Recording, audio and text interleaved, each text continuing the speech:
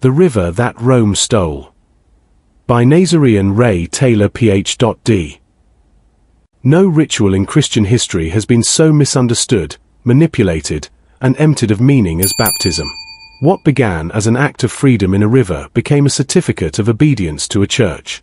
The Catholic baptism, held up as the gateway to salvation, is not a sacrament born of heaven but a legal transaction born of empire.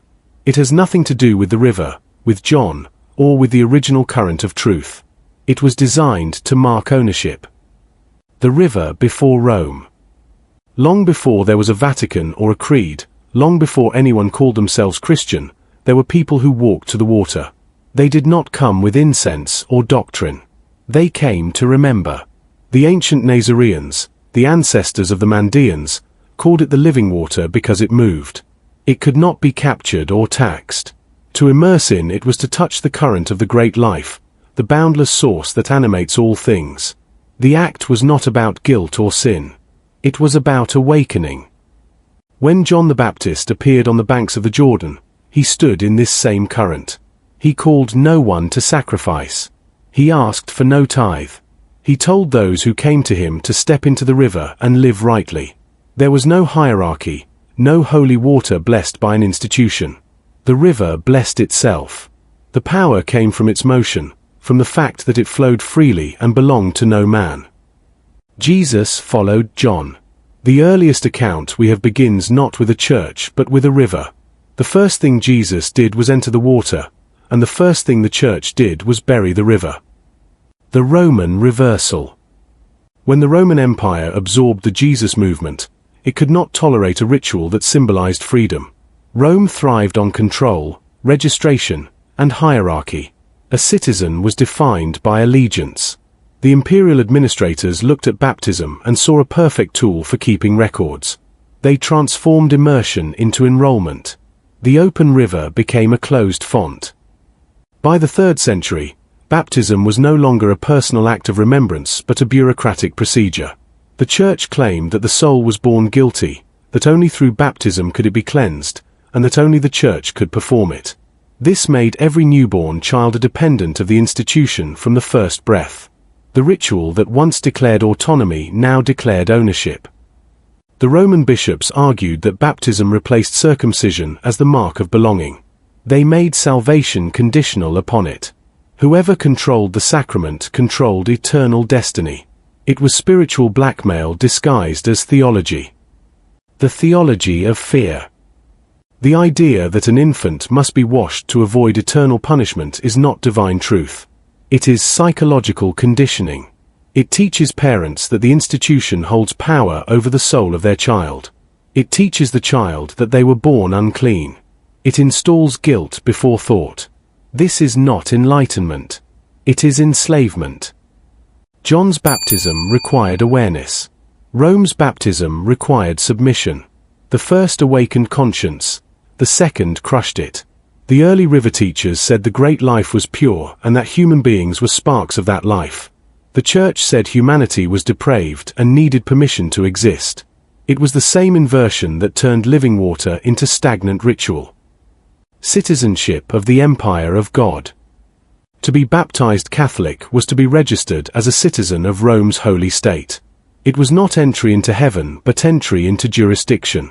The priests stood in the place of imperial magistrates. They declared who was inside and who was outside, who was saved and who was damned. The Church became a government of souls. Every empire learns to baptize its citizens. Ancient Rome used taxes and censuses. The medieval Church used fonts and creeds. Modern states use paperwork and digital IDs. The mechanism is the same. Each marks the subject as belonging to a system that promises protection in exchange for obedience. The old empire simply wrapped its census in holy water. The river that could not be owned. What the Romans could not control was the memory of the river itself. The Mandaeans preserved it through centuries of persecution. Their baptism, still performed in flowing water, retains the purity that Rome erased. It is repeated not once in life but continually, because life is continual renewal. There is no guilt and no priestly monopoly. The act is communion with the current of existence, not submission to authority. The Nasorean understanding is simple. The great life has no church. The river has no doctrine. Truth cannot be sold, and awakening cannot be managed. The moment water moves, it belongs to no one. That movement is divinity. That is why every empire tries to dam it. The empire's legacy. Catholic baptism is not merely a ritual mistake. It is the blueprint of every later abuse of spiritual power. It replaced experience with ceremony, conscience with law, and freedom with fear. It turned awakening into initiation. The empire that crucified the river teacher resurrected him as its mascot and declared that only through its sacraments could humanity be redeemed. Every drop of water sprinkled on an infant's head carries that legacy. It is not a gift of grace but a reminder of control. It says that life itself requires permission from the institution. It says that purity can be granted by decree. It says that the great life can be owned. None of these are true. The return to the river. To reject that falsehood is not rebellion against God. It is remembrance of reality. The great life does not punish. It does not demand ritual or law. It simply flows. Those who enter the river step outside of every hierarchy. They belong to no church and to no empire. Their only temple is the movement of life itself. The act of immersion is older than all dogma. It is not Christian or Jewish or pagan. It is human. It is the recognition that existence itself is sacred and that no authority can mediate between the individual and the source. When you step into the water, you step out of history's oldest lie, that someone else owns your soul. The Catholic Church could drain every river and it would not end the truth. The river exists within every being that remembers. To return to it is to see through every illusion of hierarchy. The river never required belief. It required courage. Sources: Joran Jakobson Buckley, The Mandaeans, Ancient Texts and Modern People, Oxford University Press, 2002. Israel Finkelstein and Neil Asher Silberman, The Bible Unearthed, Free Press, 2001. Bart D. Ehrman, Forgery and Counterforgery, The Use of Literary Deceit in Early Christian Polemics, Oxford University Press, 2012. James D. Tabor, The Jesus Dynasty, Simon & Schuster, 2006. Shlomo Sand, The Invention of the Jewish People, Verso, 2009.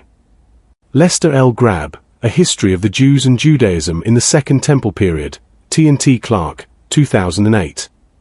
Francesca Stavrakopoulou, God, An Anatomy, Picador, 2021. Veritas Lux Mea. Sharara B. Nura. Veritas Lux Maya. Truth is my light. Be wise as a serpent.